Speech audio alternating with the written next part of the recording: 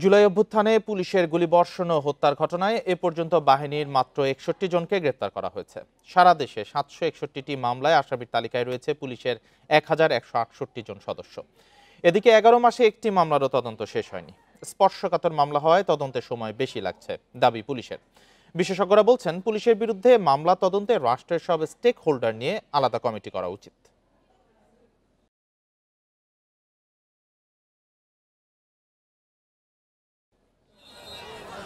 জুলাই অভ্যুত্থানে পুলিশ সহ বিভিন্ন বাহিনীর গুলিতে সারা দেশে নিহত হন হাজারের বেশি আন্দোলনকারী। এসব ঘটনায় এ পর্যন্ত ৭৬১টি মামলা হয়েছে। গুলি চালানো এবং গুলির নির্দেশ দেওয়ার অভিযোগে এসব মামলায় আসামি করা হয়েছে ১,১৬৮ জন পুলিশ সদস্যকে।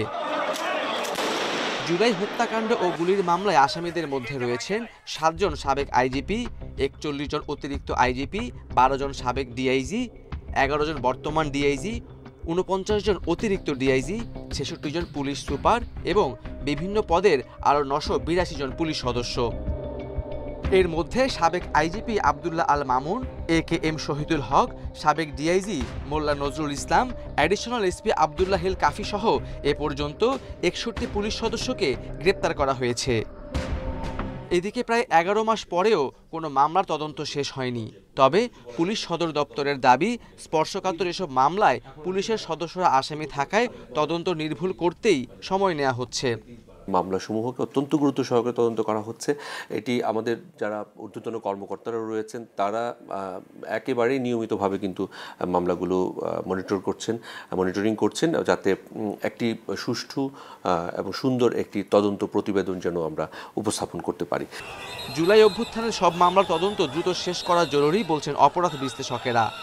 নির্দোষ ব্যক্তিদের মামলা থেকে অব্যাহতি দিয়ে প্রকৃত দোষীদের বিরুদ্ধে দ্রুত অভিযোগপত্র দাখিলের তাগিদ তাদের। প্রফেশনাল যখন একটা তদন্ত কমিটি থাকবে, একটা আলাদা তদন্ত সংস্থা থাকবে রাষ্ট্রের, বিভিন্ন সরকারি আইনশৃঙ্খলা বাহিনীর বিভিন্ন ধরনের ঘটনার তদন্তগুলো যখন তারা করে দেখবে, সেখানে কিন্তু একটা নিরপেক্ষ রিপোর্ট পাওয়ার যথেষ্ট সম্ভাবনা আছে। এদিকে পলাতক পুলিশ সদস্যদের বিরুদ্ধে আইনগত পদক্ষেপ নেওয়ার কথা জানিয়েছে আন্তর্জাতিক অপরাধ tribunal. Khaled Raihan, independent news, Dhaka.